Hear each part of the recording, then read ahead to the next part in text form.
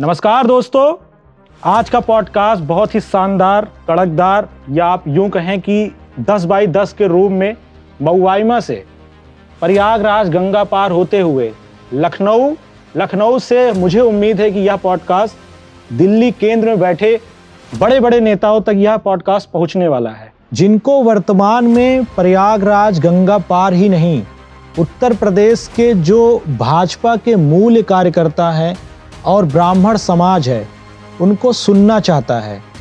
पिछले 2 महीने से जिस हिसाब से वह सोशल मीडिया पर छाए हुए हैं, तो उनका हम परिचय कराएंगे।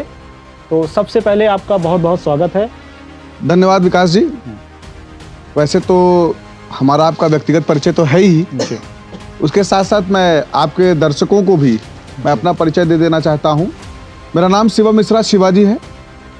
मैं विगत 14 वर्षों से भारतीय जनता पार्टी की राजनीति में बतौर कार्यकर्ता रहा हूँ और आगे भी जिस तरीके के हालात और परिस्थितियां बन रहे हैं उसमें भी मैं कहीं ना कहीं से भारतीय जनता पार्टी के कार्यकर्ता के नाते अपना कार्य करने की जो कैपेबिलिटी है उसके आधार पर कार्य करना चाहता हूँ।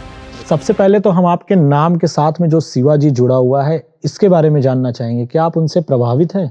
बिल्कुल, शिवाजी से तो हम ही नहीं पूरा देश प्रभावित है जी। और रही बात मेरे नाम के आगे शिवाजी का, तो ये विश्वविद्यालय में जब मैं पढ़ाई के दौरान मेरे सीनियर छात्र नेताओं ने और जो मेरे गुरुजन थे उन लोगों ने मेरी कार्य क्षमता से प्रभावित होकर या कहिए जो भी कार्यक्रम उन्होंने मुझे करने को दिए, मैं जितना बेहतर कर सकता था अपनी तरफ से मैंने किया। और चूंकि हिंदुत्व से मैं लगातार प्रभावित रहा हूँ, सनातन की बात मैंने लगातार किया है, इस नाते शिवाजी का एक नाम मेरे साथ जुड़ गया। तो जैसे अभी आपने हिंदुत्व की बात की, तो आपके हम पोस्ट वगैरह देख रहे हैं, पिछले 1-2 महीने से आप बहुत एक्टिव हैं, सक्रिय हैं। आप बीजेपी के कर्मठ कार्यकर्ता हैं या ब्राह्मण के नेता हैं? देखिए, मैं भारतीय जनता पार्टी के कार्यकर्ता के साथ साथ अपने समाज ब्राह्मण समाज का भी एक शुभचिंतक हूँ और वर्तमान परिस्थितियों से बड़ा दिग्भ्रमित भी हूँ और बड़ा विचारणीय भी है मेरे लिए कि जो परिस्थितियां लगातार समाज के अंतर्गत बनती जा रही हैं, राजनीतिक परिक्षेत्र में, सामाजिक परिक्षेत्र में, उनसे बड़ा मैं अभी वर्तमान में बड़ा चिंतनीय मेरे लिए विषय रहा है। इस नाते मैं भारतीय जनता पार्टी के कार्यकर्ता के साथ साथ मैं ब्राह्मण समाज का भी एक शुभचिंतक हूँ जी। हमको आप ये बताइए कि आप 13 साल से हिंदुत्व की लड़ाई लड़ रहे थे, तो अचानक से कैसे ब्राह्मण समाज के अधिकार सम्मान की लड़ाई आपको उनकी याद आ गई? देखिए, हम लगातार हिंदुत्व की बात करते रहे, हिंदुत्व के लेकर के लोगों के बीच में जागरण करते रहे, पर जिनके लिए हम हिंदुत्व की बात करते रहे, जिनके लिए हम लोग मुस्लिमों से लड़ते रहे या हिंदुत्व की बात करते रहे, उसमें से ज्यादातर लोग बौद्धिस्ट बनते चले जा रहे हैं, तो ईसाई बनते चले जा रहे हैं। और इस दौरान हमारा भी समाज हाशिए पर चला गया। राजनीतिक तौर पे, सामाजिक तौर पे किसी की भी कैसी भी मंशा होती है, वो आके कुछ भी बोलकर चला जाता है। तो कहीं ना कहीं से तो भाई हम भी समाज के ही रहने वाले हैं। समाज में हमारा भी कई लोगों से सामना हो रहा है डेली, प्रत्येक दिन मेरा भी उठना बैठना है, सबकी चिंता। और जब सबकी चिंताएं कहीं ना कहीं जब आगे आती हैं, तो यदि आपके अंदर भाव है अपने समाज के प्रति, तो आपके अंदर भी वो भाव जागृत हो ही जाएगा, जो कि पिछले 3 से 4 महीनों से लगातार मेरा एक ही अभियान बना हुआ है। कोई खास घटना आप बताना चाहेंगे? तो ये खास घटना का मतलब तो ये हुआ, चूंकि जैसे देखिए, मैं गंगा पार के अंतर्गत राजनीति करता हूँ। फिलहाल इसके पूर्व में भी मैं जब पदाधिकारी रहा तो गंगा पार और यमुना पार एक था भारतीय जनता पार्टी की दृष्टि से, पर मैं जिला महामंत्री रहा यूथ का, और उसके बाद से अभी बगैर मैं किसी पद पे नहीं हूँ, कार्यकर्ता के नाते कार्य कर रहा हूँ। पर मैं एक विचार करता हूँ कि मेरा नेतृत्व कहाँ है, मेरे समाज का नेतृत्व कहाँ है। भाई, सांसद, विधायक, ब्लॉक प्रमुख या जिला अध्यक्ष जैसे अन्य चीजों में भी मैं लगातार देख रहा हूं कि मेरा समाज कहाँ है। इस चीज की चिंता मुझे लगातार सताती रही कि आखिर हम लोग अपने समाज को जवाब क्या देंगे, कि हमारा नेतृत्व धीरे धीरे शून्य कैसे हो गया।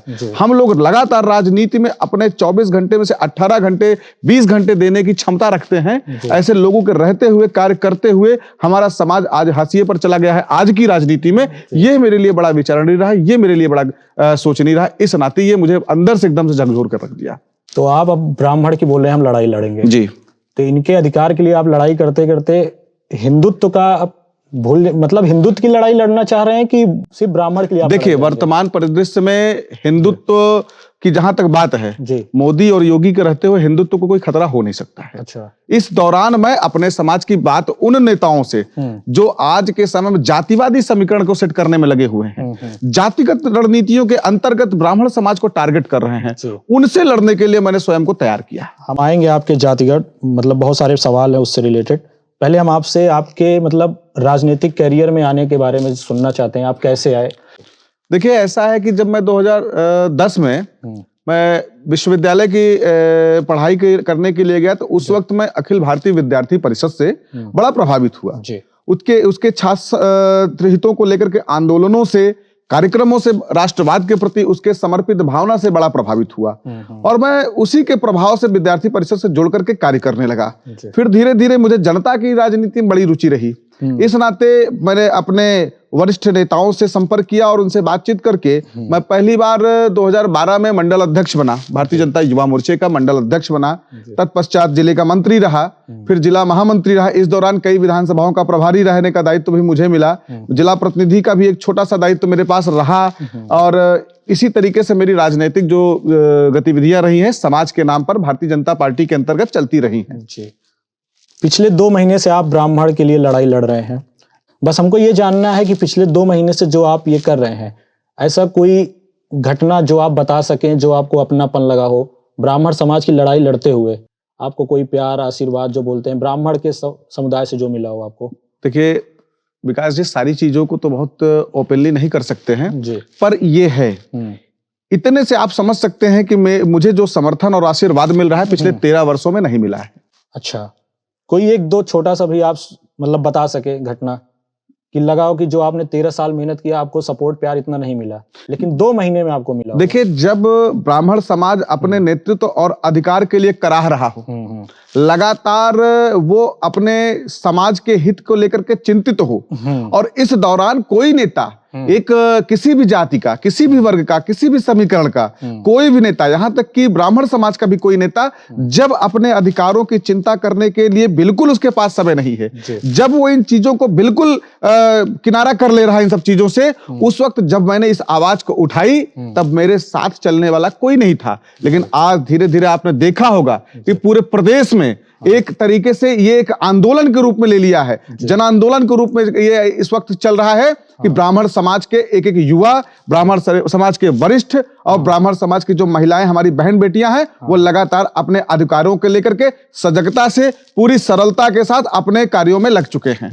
ये मेरे लिए बड़ा विशेष पल रहा, बस बड़ा क्षण रहा, क्योंकि जब मुझे कोई विशेष या उस तरीके से फोन आते हैं, बात होती है मेरी, तो उनका ये कहना होता है कि शिवम जी, आपने जो 2 महीने पहले मुहिम चालू की थी, आज उसका परिणाम है कि पूरे प्रदेश में ये आंदोलन आगे बढ़ रहा है। जी, ठीक है। और कुछ सवाल हैं आपका ब्राह्मण समाज से जुड़े, मतलब भविष्य में आपकी कौन से मुख्य मुद्दे हैं ब्राह्मण समाज के लिए, जिनके अधिकार के लिए आप लड़ाई लड़ने वाले हैं? देखिए, वर्तमान में तो नेतृत्व की बात है जी, के साथ साथ जो हमारे समाज पर टिप्पणियां हो रही हैं जी, अनावश्यक विवाद, कंट्रोवर्सी हो रही हैं, हमको हर चीजों के लिए जिम्मेदार ठहराया जा रहा है। फिलहाल अभी तो हमें इससे लड़ना है। अच्छा, अपने समाज के लिए, अधिकारों के लिए लड़ना है। ठीक है। आप एक युवा नेता हैं जी, तो जो ब्राह्मण के युवा हैं, उनको आप क्या संदेश देना चाहते हैं? ब्राह्मण समाज के युवाओं से मेरा एक संदेश है जी, मात्र एक, बस इतना ही कहना चाहूंगा कि अपनी जिम्मेदारियों को आप समझिए, अपने समाज के प्रति आप जागरूक बनिए, क्योंकि यही समाज और यही जिम्मेदारी आप सबके लिए आगे चल करके रामबाण साबित होने वाली है।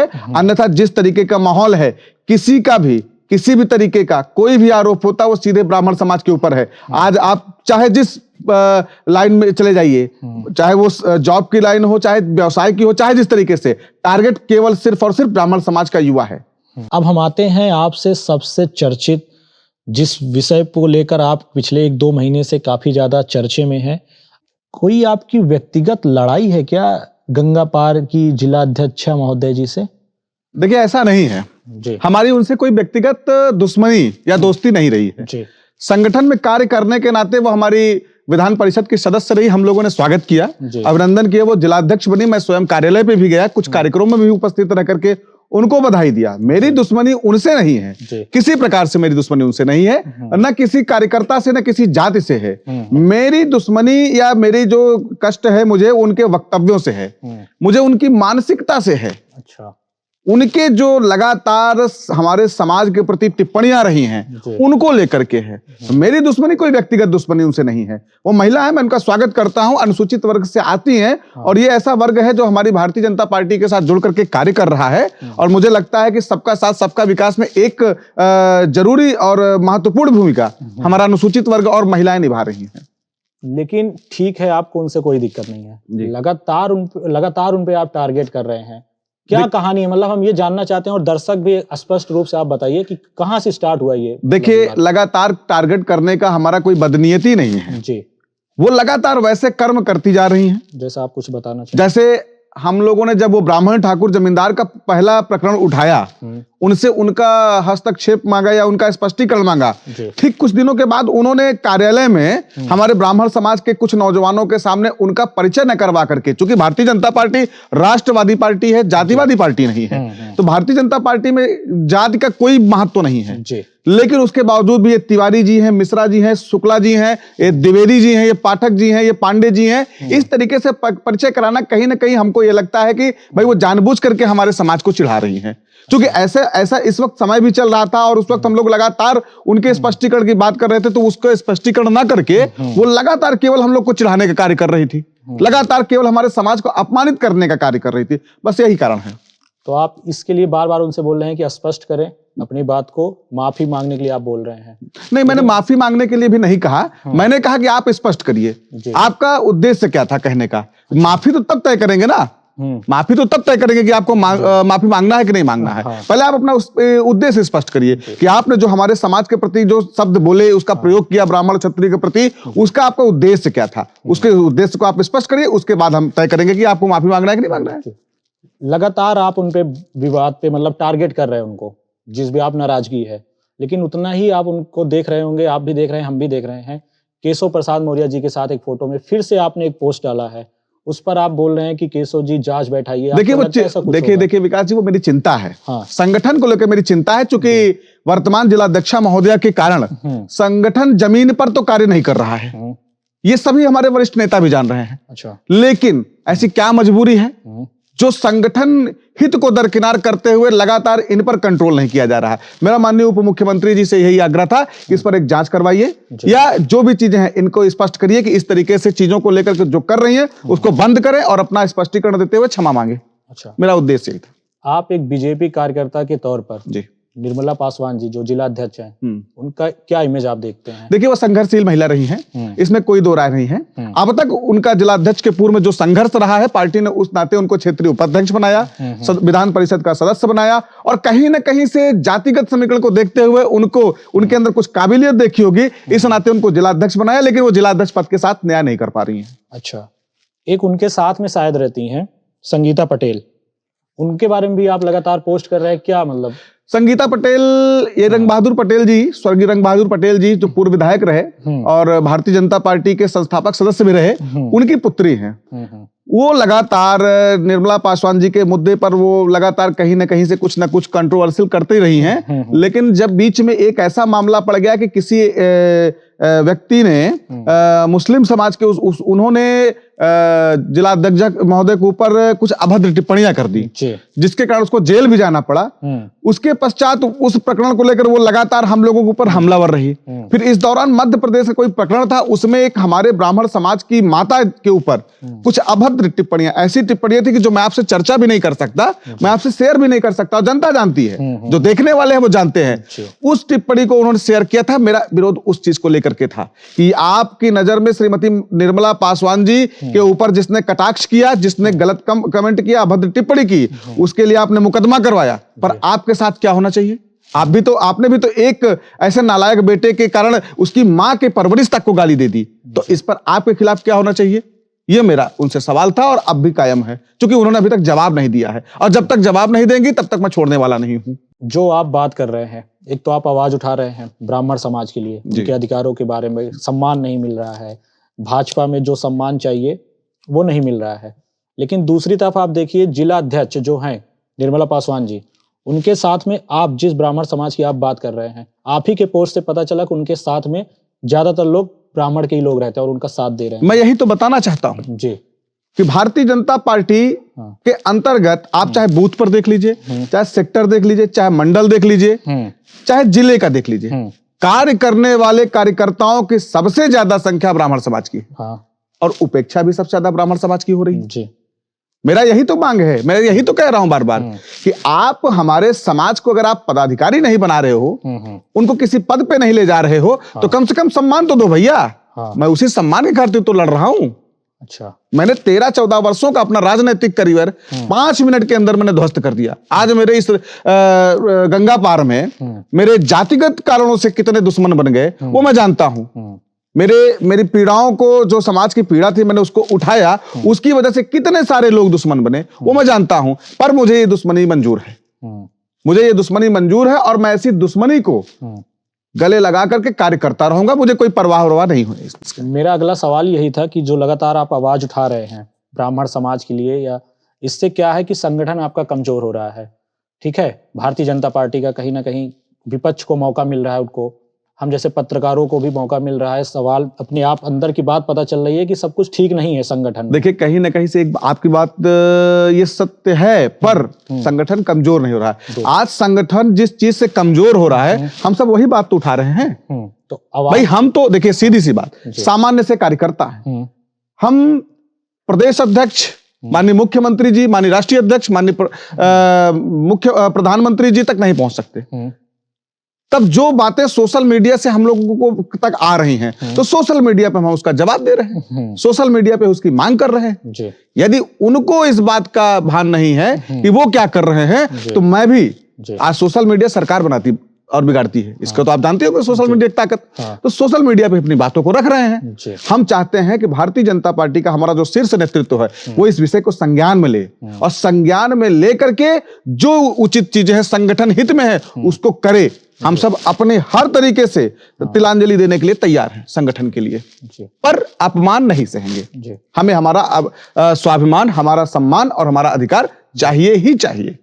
अभी हाल में एक पोस्ट वायरल हुआ था, उस पे भी आपने अपने पोस्ट के माध्यम से लोगों को कुछ आपने लिखा है, बहुत सारी चीजें, कि 52 विधायक ना 52 विधायक आपस में चाय पे चर्चा करते हैं, हड़कंप मच जाता है चारों हर तरफ, मतलब उस पे आप क्या कहना चाहते हैं? और शायद एक मैं और ऐड करना चाहता हूँ, आपने कहा कि खास कोई एक विधायक है जिनसे आपकी बात हुई थी जी, तो आप थोड़ा बताने। देखिए, अब चूंकि उनका नाम लेना यहाँ उचित नहीं है, पर मैं एक चीज आपको बताऊं, वो जो विधायकों ने बैठक की थी, वो बैठक पूरे उत्तर प्रदेश के ब्राह्मणों की मांग थी, उनके अनुरूप था। क्योंकि जो चिंताएं हमारे समाज की थी ना, उसको लेकर के उनका बैठना उचित था, और ऐसे बैठके होते रहे जिससे सामाजिक ताना बाना जो हमारा है वो मजबूत रहे, मेंटेन रहे। क्योंकि हम किसी जाति के विरोधी नहीं हैं, हम अपने समाज के हक और अधिकार की बात कर रहे हैं। जी, चर्चाएं तो सब करते हैं, लेकिन इतनी ज्यादा चर्चा क्यों हुई कि प्रदेश अध्यक्ष को चेतावनी देनी पड़ी और खलबली मची, बहुत लोग को नाराजगी भी हुआ,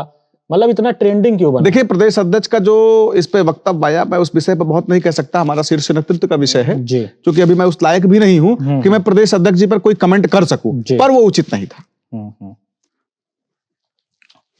जिला अध्यक्ष जी के बारे में आप लगातार पोस्ट करते रहते हैं, और उसी बीच में आपने केशव प्रसाद जी को भी टैग किया था कि जांच की मांग आपने किया था। देखिए, जांच की मांग की जहां तक विषय था, संगठन की जो वर्तमान परिस्थिति है वो केवल कागजों पर रह गया है, कागजों पे चल रहा है।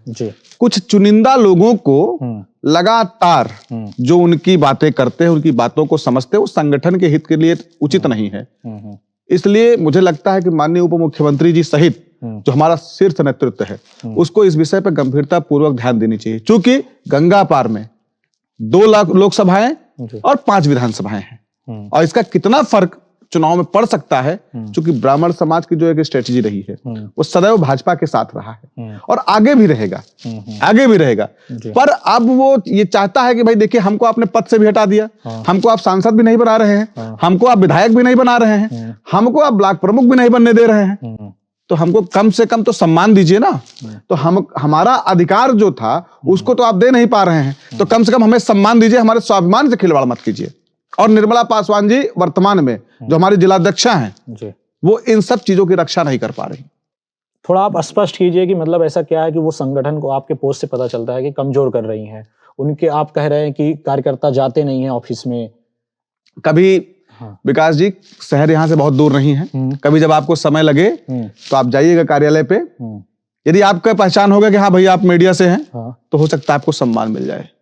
पर अन्यथा ऐसा कुछ नहीं है, कोई सीनियर हो कोई जूनियर हो कोई मतलब नहीं, 2-3-4 लोग हैं कुर्सी पर बैठे रहते हैं, और जो व्यक्ति कार्यकर्ता जा भी रहा है वो बैठकों में जा रहा है, वो निर्मला पासवान जी से मिलने नहीं जा रहा है, वो जिलाध्यक्ष से मिलने नहीं जा रहा है, वो भारतीय जनता पार्टी का कार्यकर्ता है, भारतीय जनता पार्टी का चिंतक है, वो राष्ट्रवाद और सनातन का द्योतक है, इस नाते वो बैठकों में जा रहा है। अच्छा, आपके पोस्टों से लगता है कि भारतीय जनता पार्टी ने ब्राह्मणों को हाशिए पर धकेल दिया है। जो मान सम्मान पहले था, मतलब जिस कहा जाता था कि ब्राह्मणों की पार्टी है भारतीय जनता पार्टी, लेकिन अब वह मान सम्मान नहीं बचा है। नहीं नहीं, ऐसा कुछ नहीं है। भारतीय जनता पार्टी ने सदैव सबका साथ सबका विकास की बात की है। जो भारतीय जनता पार्टी का संविधान रहा है वो राष्ट्रवाद का रहा है, वो सनातन का रहा है, जिसका आप जीता जागता उदाहरण प्रभु श्री राम जी का मंदिर, धारा 370 देख सकते हैं। पर जहां तक रही जाति की बात, तो ये कुछ जातिवादी नेताओं के द्वारा एक फैलाया हुआ मायाजाल है, एक फैला हुआ अज्ञात भय पैदा करने की कोशिश है कि ब्राह्मण समाज को दबाने की कोशिश है। इस नाते वो इस नियत से कार्य कर रहे हैं। पर भारतीय जनता पार्टी के प्रति ऐसा कभी नहीं हो सकता कि वो जाति की राजनीति की हो या करेगी। हमें पूरा भरोसा है हमारे भाजपा पे, हमारे भाजपा के वरिष्ठ नेताओं पर पूरा भरोसा है कि हमारे दिल में, हमारे दिमाग में कभी जातिवाद का नशा नहीं हो सकता है। पर जब सम्मान की बात आएगी, स्वाभिमान की बात आएगी, तो हम जैसे सैकड़ों नहीं, हजारों नहीं, लाखों युवा निकल करके अपने सम्मान और अधिकार की बात आपके बीच में बैठ करके, सोशल मीडिया पर बैठ करके, अपने वरिष्ठ नेताओं के बीच में करते रहेंगे। लेकिन फिर बात वही आ जाती है, आपने कहा कि ब्लॉक प्रमुख नहीं बनने दिया जा रहा है, छोटे पद भी नहीं मिल रहे हैं, तो ये पद का जो संविधान बना होगा या बनाए जा रहे हैं लगातार, देखिए ये कोई वरिष्ठ नेता ही तो बीजेपी का बनाता होगा। देखिए सारी चीजें आपको मैं थोड़ी की बहुत सारी चीजें स्पष्ट नहीं कर सकता, क्योंकि बहुत सारी चीजें कंट्रोवर्शियल हैं, उसको थोड़ा सा मैं अपने अंदर तक रखता हूं। लेकिन एक बात आप समझिए, मैंने कहा ना, कुछ नेताओं का जो जातिगत मानसिकता है वो रह रहकर जागती है, वो इसलिए लगातार प्रयोग करते हैं। और प्रयोग में लगातार ये संयोग कहा जाए या प्रयोग कहा जाए, जो भी कहा जाए, लगातार उसका शिकार ब्राह्मण ही होता जा रहा है। तो अभी जिस हिसाब से आप बार बार ब्राह्मण ब्राह्मण कर रहे हैं, तो क्या लग रहा है भविष्य में कैसे ठीक होगा ये चीज? सम्मान की जो आप बात कर रहे हैं, अधिकारों की लड़ाई लड़ रहे हैं, हम देखते हैं जो अपना ब्राह्मण समाज में बहुत सारे हम नेताओं को देख रहे हैं, लड़ाई लड़ते लड़ते वो अपनी एक पार्टी बना ले रहे हैं। तो आपकी क्या योजना है? क्योंकि आप जिस हिसाब से अभी आवाज उठा रहे हैं, इससे क्या हो रहा है, संगठन के आप खिलाफ, लग रहा है खिलाफ बोल रहे हैं। ठीक है, नहीं, मैं संगठन के खिलाफ नहीं बोल रहा हूं, और ना मेरी इतना बड़ा मेरा कद है कि मैं संगठन के खिलाफ जा सकूं, पर मैं अपने समाज के विरोध में बोलने वालों के खिलाफ बोल रहा हूं। तो भविष्य में क्या योजना है? आप अपनी भविष्य में बनाएंगे? ना, ऐसा कोई इरादा नहीं है, ना ऐसा कुछ कभी सोच भी सकता हूं, क्योंकि मेरा जो पहचान है, मेरा जो कर्म रहा है, वो भारतीय जनता पार्टी के साथ था, भारतीय जनता पार्टी के साथ है, और भारतीय जनता पार्टी के साथ ही रहेगा। पर जो वर्तमान परिस्थिति में आपको चीजें दिख रही हैं, उनको ठीक करने के लिए हमको जो करना पड़ेगा हम करते रहेंगे। हमें इस बात का कोई अफसोस नहीं है, और ना ही किसी प्रकार कोई लोभ है, ना किसी प्रकार का मोह है, और ना ही किसी प्रकार का हमें डर है। तो आप चाहते हैं कि जो अभी जिला अध्यक्ष जी है उनका इस्तीफा चाहते हैं, इस पद से किसी और को चाहते हैं? नहीं, ऐसा कोई इरादा नहीं है हमारा इरादा सिर्फ इतना है कि वो जो वक्तव्य लगातार देती रही हैं, जिस प्रकार से उन्होंने स्वयं को शोषित और पीड़ित बताते हुए लगातार हमारे समाज को टारगेट किया, भरे मंचों से टारगेट किया, उस पर वो अपना स्पष्टीकरण दे दें। यदि उनकी गलत मानसिकताएं रही तो उस पर वो क्षमा मांग ले। हमें पद का कोई लोभ नहीं है। उनका आप एक रील अपलोड करते हैं, उसमें लिखते हैं कि जातिगत रील अपलोड करती हैं, ये सच था कि आपने? नहीं, बिल्कुल मैंने नहीं किया था, उनके पोस्ट पे था, आप जाकर देख सकते हैं। उनके पोस्ट से ही मैंने उसको कॉपी करके उसको अपलोड किया था। और आप समझिए, भारतीय जनता पार्टी की वो अध्यक्ष हैं, ना कि अनुसूचित मोर्चे की। क्योंकि अनुसूचित मोर्चा, तो आपने बिजली वंशज जैसा कुछ था, पोस्ट किया था आपने? नहीं, मैंने उसमें नाम नहीं किया था, बस मैंने इतना कहा था कि देखिए जातिगत बातों को लेकर के जिला, आप कहती हैं मैं सनातनी हूं और पोस्ट आप सार्वजनिक तौर पर बिजली पासी के वंशजों की कर रही हैं, तो या तो आप अनुसूचित मोर्चे की जिला अध्यक्ष हो, तब इस तरीके से कर रही हो। यदि आप भारतीय जनता पार्टी की अध्यक्ष हो तो आप समझिए कि भारतीय जनता पार्टी का अध्यक्ष जो हो सकता है वो कभी जातिगत बात नहीं करेगा किसी प्रकार का, वो सबका साथ सबका विकास की बात करता है। जी, आपके पोस्ट से ही पता चला। तो जिला अध्यक्ष जो महोदय हैं, आपने ही लिखा है कि कोई सुझाव उन्हें कोई नेता देता है तो उसे वो अपना दुश्मन मान लेती हैं। उदाहरण हम चाहते हैं। देखिए, किसी का नाम तो सार्वजनिक करना उचित नहीं है जी, पर एक चीज आप समझिए, यदि वो सुझाव मानती तो आज मेरा ये जो मुद्दा चल रहा है ये कब का खत्म हो गया होता। सुझाव कई लोगों ने दिया कि इस विषय पे आप अपना स्पष्टीकरण दे दीजिए। उनके साथ चलने वाली एक जो नेत्री हैं संगीता पटेल, उनको उन्हीं के साथ रहने वाले लोगों ने कहा कि आप इस विषय पर अपना स्पष्ट कर दीजिए और क्षमा मांग लीजिए, गलती हुई है। लेकिन उन्होंने कहा मैं राजनीति छोड़ दूंगी पर क्षमा नहीं मांगूंगी। अच्छा, तो आप समझ सकते हैं कि क्या मानसिकता होगी। मैं उनके साथ चलने वाली महिला की बात बता रहा हूं जिन्होंने किसी के व्यक्ति के माध्यम से मुझे जानकारी हुई। मैं नाम नहीं लूंगा। जी जी। और आपने लिखा कि जिला महोदय जी संगठन के फायदा नुकसान को छोड़कर सिर्फ एजेंडा चलाती हैं।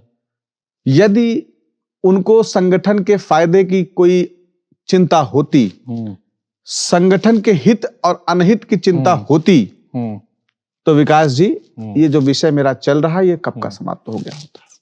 मान लीजिए जज बैठे, ऊपर से आए कि भाई देखो कौन सही है कौन गलत, उसमें आप गलत निकलते हैं, तो क्या आप राजनीति छोड़ देंगे? मैं राजनीति छोड़ने का विषय नहीं है जी, क्योंकि बहुत सारे लोग कमेंट करते हैं आप फेम पाना चाहते हैं। पर एक बात आप समझिए, मेरे कहने का मतलब समझिए, राजनीति तो नहीं छोड़ूंगा, पर मैं जिलाध्यक्ष से भी, उनके समर्थकों से भी, साथ साथ अपने चाहने वालों से भी क्षमा चाहूंगा और क्षमा मांगते हुए ये बिल्कुल स्पष्ट कर दूंगा कि मैं इस तरीके का दोबारा कभी कोई मुद्दा नहीं उठाऊंगा भाई। और जब मैं इस तरीके का मुद्दा नहीं उठाऊंगा तो राजनीति करने या ना करने कोई बात ही नहीं रह जाती। आप बोल रहे हैं कि हम आप पद में कोई लोभ के लिए अब नहीं है राजनीति करियर में, तो आप किस मकसद से राजनीति में हैं और लगातार 13 साल से लगे हुए हैं और भविष्य में भी आप लड़ाई लड़ रहे हैं समाज के लिए? देखिए, बड़ा संघर्ष किया गया है जी विकास जी, बड़ा संघर्ष हुआ है। जब भारतीय जनता पार्टी का कोई नाम लेने वाला नहीं था बूथों पर, सेक्टरों में और मंडलों में, उस वक्त हम लोग गांव-गांव जाकर के झंडे पे मतलब झंडा बांधते थे, गांव में पोस्टर चिपकाते थे और कोशिश करते थे कि जिसके घर पे हम लोग जो झंडा लगाएं उनके घर से कोई ना कोई सदस्य आ जाए हमारे साथ में आ जाए, ताकि हम अपने शीर्ष नेताओं को बता सके कि हमने भी आज एक कार्यकर्ता जोड़ा है। ईमानदारी पूर्वक बता रहा हूं, दिल से बता रहा हूं, उसमें कोई लोभ मोह नहीं था कि केवल दिखावटी था। उसमें था कि भाजपा को लाना है, राष्ट्रवाद को लाना है, सनातन के द्योतक भारतीय जनता पार्टी को की सरकार बनाना है, प्रदेश में भी और केंद्र में भी, और बनी भी। पर उसके बाद की जो स्थितियां हुई, नए लोग आए, नए लोगों का आने का हम स्वागत करते हैं, क्योंकि जब तक लोग जुड़ेंगे नहीं तब तक हम आगे बढ़ेंगे नहीं। पर उन नए लोगों में पुराने कार्यकर्ताओं को भूल जाना या पुराने कार्यकर्ताओं को पीछे कर देना, किनारे कर देना, ये हमारे लिए बड़ी पीड़ा का विषय रहा। क्योंकि हम ना ठेका लेने के लिए आए थे, ना तो पट्टे के लिए आए थे, ना तो दलाली करने आए थे, ना हमारा किसी प्रकार कोई गलत उद्देश्य था। हमारा यह था कि हमारी भारतीय जनता पार्टी का झंडा घर घर लहला रहा है, इससे ज्यादा खुशी हमारे लिए कभी नहीं हो सकती है। ये हमारा लक्ष्य रहा है। तो इसलिए आप ये समझिए, कोई लोभ कोई लालच नहीं था। हाँ, ये है कि राजनीतिक जीवन में है तो कुछ पद है, तो उसके हिसाब से जनता की सेवा या कार्यकर्ताओं के बीच रह करके उनकी बातों को उठा सकते हैं, इतनी मजबूती और बल मिलता है। नहीं तो हमारे लिए तो पद और वर्तमान में कोई बहुत विषय अंतर नहीं है। हम बड़े ईमानदारी पूर्वक से काम करते हैं। आज भी मेरे पास देखिए, बहुत बड़ा नेता तो नहीं हूं, लेकिन 15-20 जनता के जो हमारे हैं 15-20 लोग तो आ ही जाते हैं हमारे पास कि भैया ये काम है, भैया ये दिक्कत है, ये समस्या आ रही है, और ईमानदारी पूर्वक कह रहा हूं। मैं आपको बताऊं कि मैं उसका पूरा, जैसे मेरी कोई समस्या कोई पीड़ा हो, मैं उसको करता हूं, लेकिन जब नहीं करवा पाता कोई काम तो मुझे बड़ा कष्ट होता है। बस इसी वजह से पीड़ा है, बाकी पद का और कद का कोई मोह नहीं रह गया। आप ही के जवाब से हम ये जानना चाहेंगे कि जो 2013-14 की भारतीय जनता पार्टी थी और आज की जो प्रेजेंट की भारतीय जनता पार्टी है, कुछ बदला है? उनके विचारधारा आप क्या? देखिए, विचारधारा तो वही है, लेकिन कुछ ऐसे लोग पार्टी में आए जिन्होंने पूरे पार्टी के विचार को दूषित कर दिया। कौन लोग हैं? नाम एक दो एक किस दो पद नहीं पे है, हैं वो लोग? एक दो नहीं है। हाँ, एक केंद्र में बैठे हैं, प्रदेश में बैठे एक हैं? दो नहीं, केंद्र और प्रदेश के तो बड़े हमारे सीनियर नेता है, वहां की बात नहीं, मैं जिले की बात करूंगा। अच्छा। देखिए मैं जिले, जब तक अभी बूथ मैं लेवल में अभी ही कमजोर रहेगा तो हाँ, हाँ। अभी मैं जिले स्तर का ही नेता हूं और जिले के स्तर का भी नहीं हूं। मैं ये समझता हूं कि मैं अपने मंडल का या विधानसभा का एक कार्यकर्ता हूं, तो मेरा इतना वो नहीं है। लेकिन मैं इतना जानता हूं कि जो लोग भी आए, जिन्होंने पार्टी के विरोध में कार्य किया या पार्टी में किसी लालच से आए, वो सब इसके जिम्मेदार हैं। कोई एक नहीं। जिस भी व्यक्ति ने भारतीय जनता पार्टी में वर्तमान में आकर के गलत नियत से पार्टी ज्वाइन की, मैंने एक पोस्ट भी डाला था, आपके मऊआइमा से ही संबंधित लोग थे, मैं ऐसे लोगों की बात कर रहा हूं। तो आपने कहा कि बदला नहीं है, भारतीय जनता पार्टी अपने कार्यकर्ताओं को वो सम्मान नहीं दे पाई। बाहरी जो विपक्षी पार्टियां हैं, अदर पार्टियां, वहां के लोगों को बुला के यहाँ पे उन्हें पद दे देना, कहां तक सही है ये चीजें? देखिए, ये बात आपके बिल्कुल ठीक कर रहे हैं, बिल्कुल उचित नहीं है, बिल्कुल सही है, लेकिन समायोजन तो होना चाहिए था। लेकिन इतना नहीं होना चाहिए था कि आप बाहरियों को समायोजन कर दें और अपनों को बाहर कर दें। तो कहीं उन्हीं की बात आप नहीं कर रहे हैं? बिल्कुल, मैं उनकी बात भी कर सकता हूं, उनको भी आप जोड़ सकते हो उसमें जी। मेरा कहने का इरादा सिर्फ इतना था कि जो भारतीय जनता पार्टी में आकर के सिर्फ लाभ और स्वार्थ के लिए आए, और जब कल कभी ऐसी स्थिति बनेगी, जैसे जब चुनाव आता है, तो आप विकास जी देखते होंगे कि फला व्यक्ति ने भारतीय जनता पार्टी का दामन छोड़ा, फला ने समाजवादी, ये किसी के नहीं हो सकते, वो किसी भी दल का विषय हो। जो ऐसे लोग हैं जो केवल चुनावी राजनीति करते हैं, स्वार्थ की राजनीति करते हैं और दल बदलते रहते हैं, वो कभी किसी दल के नहीं हो सकते। ऐसे लोगों से समस्त पार्टियों को हमको लगता है कि दूरी बनाकर रखना चाहिए, या तो फिर ये कहिए कि इनसे परहेज करें, वही ज्यादा बेहतर है। अच्छा जी। तो आप लगातार जो ये मुद्दे उठा रहे हैं और आवाज उठ रही है आपकी, वहां तक पहुंचेगा कैसे? निचले स्तर की बात जो आप बता रहे हैं, जमीनी स्तर का, ऊपर पहुंचने के लिए आप सिर्फ सोशल मीडिया का सहारा ले रहे हैं। लोग लाइक कमेंट करके इग्नोर भी तो कर रहे होंगे ना? नहीं, बिल्कुल इग्नोर कर रहे हैं, जो साथ में है वो है। लेकिन विकास जी, आप स्वयं सोशल मीडिया देखते होंगे, वर्तमान में ईमानदारी पूर्वक बताइए क्या दिख रहा है पूरे सोशल मीडिया में? आपसे लोग जुड़ रहे हैं। नहीं, लेकिन नहीं, मैं इस विषय पे वो जुड़ना तो ठीक है, लेकिन उसके अतिरिक्त हर 2-3 पोस्ट बाद ब्राह्मण समाज का पोस्ट दिख रहा है कि नहीं दिख रहा है? वो कोई भी कर रहा हो जी, ब्राह्मण समाज का व्यक्ति कर रहा है कि नहीं कर रहा? आपके पोस्ट करने के बाद शायद बाहर विधायक ये भी कहा जा सकता है। हाँ, बिल्कुल, बिल्कुल, प्रदेश में सबको चिंता है जी, अपने अधिकारों को लेकर के, अपने समाज के प्रति सबको चिंता होती है। जो मेरी चिंता थी वही उन विधायकों को भी चिंता थी, और आगे मुझे उम्मीद है और मैं आग्रह भी करूंगा अपने समाज के ब्राह्मणों, विधायक से भी और सांसदों से भी, या जो भी पदाधिकारी हैं, कि एक ऐसी योजना बने कि जिसमें ब्राह्मण समाज के कार्यकर्ताओं को, ब्राह्मण समाज के नेताओं को, सबको एकत्रीकरण किया जाए जी। ये तो बात हो गई ब्राह्मण समाज और सम्मान की बात जी। अब कुछ डेवलपमेंट पे आते हैं, क्योंकि आप 12 साल से एकदम सक्रिय हैं और आपको सब कुछ पता है। प्रयागराज में वो डेवलपमेंट हुआ जो होना चाहिए था? उससे कई ज्यादा। जैसे ये मुझसे पूछने से बेहतर है। हाँ। इसका एक आप सर्वे कर लीजिए। ठीक है, क्योंकि मैं 1-2 चीजों को बता पाऊंगा। हाँ। लेकिन हुआ तो लगभग अनगिनत है, जिसपे आप समझिए। हाँ। अभी हम लोग पिछले वर्ष महाकुंभ कराए, 65 से 70 करोड़ श्रद्धालु आए। एक छोटी सी भगदड़ को आप छोड़ दीजिए, उसके अतिरिक्त कोई असुविधा है, कोई समस्या है?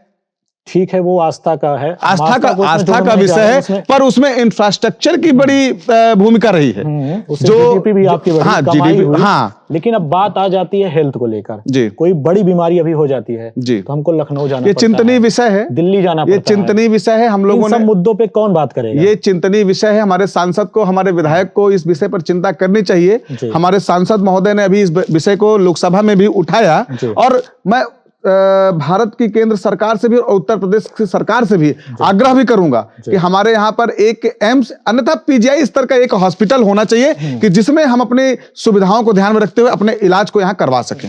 आप एक युवा हैं और लगातार आप आवाज उठा रहे हैं अपने ब्राह्मण समाज के लिए। आपकी बातों से ये लग रहा है कि ब्राह्मण समाज आज भारतीय जनता पार्टी से नाराज है, नाराजगी चल रही है, तो कहीं ना कहीं इसका फायदा विपक्षी उठा रहे हैं या उठा सकते हैं?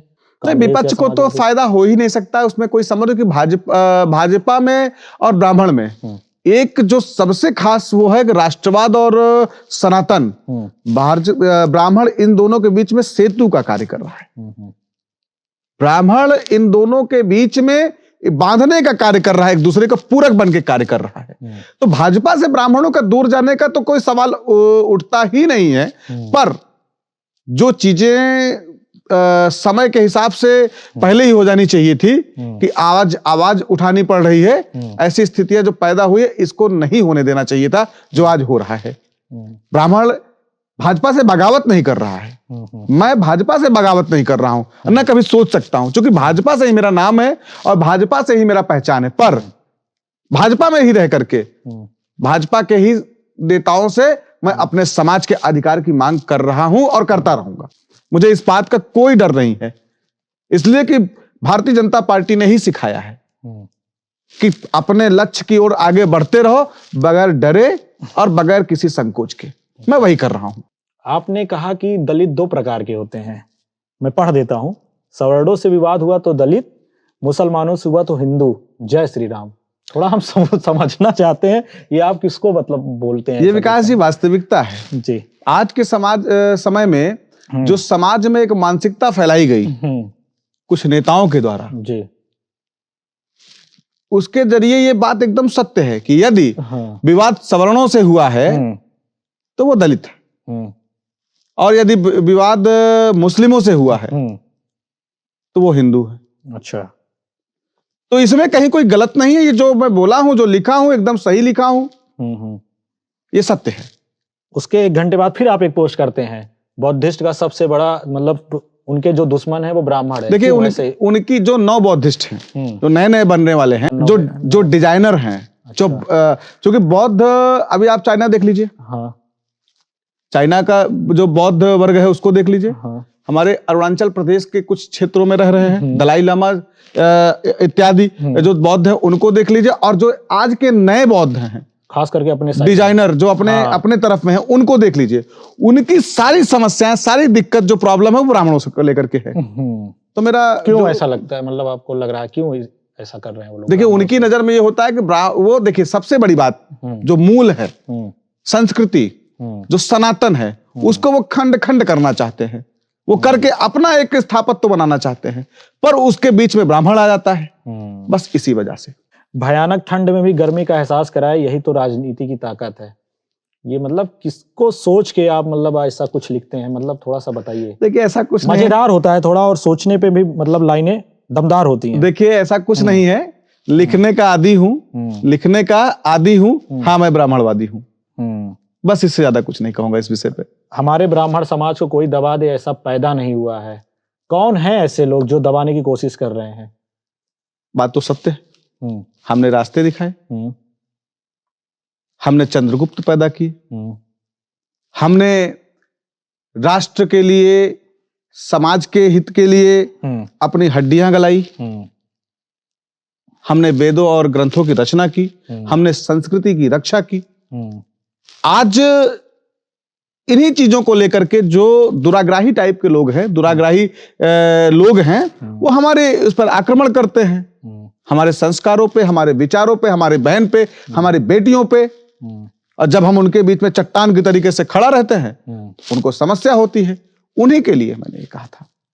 लेकिन ये सारे पोस्ट आपके, क्योंकि आप भाजपा के सक्रिय कार्यकर्ता हैं 12-13 साल से, इससे जाति में वो नहीं होगा नफरत टाइप का कि ओबीसी अलग होगा, जर्नल का अलग हो जाएगा? देखिए ऐसा कुछ नहीं है। अगर ऐसा कुछ होता तो हमारी ही भाजपा में एक तो मुख्य मोर्चा काम करता है, मुख्य महीने की, जैसे हमारे जिलाध्यक्ष महोदय है, फिर एक आता है युवा मोर्चा जिसमें मैं काम कर चुका हूं, एक आता है महिला मोर्चा, और फिर उसके बाद आता है पिछड़ा मोर्चा, अनुसूचित मोर्चा और अल्पसंख्यक मोर्चा।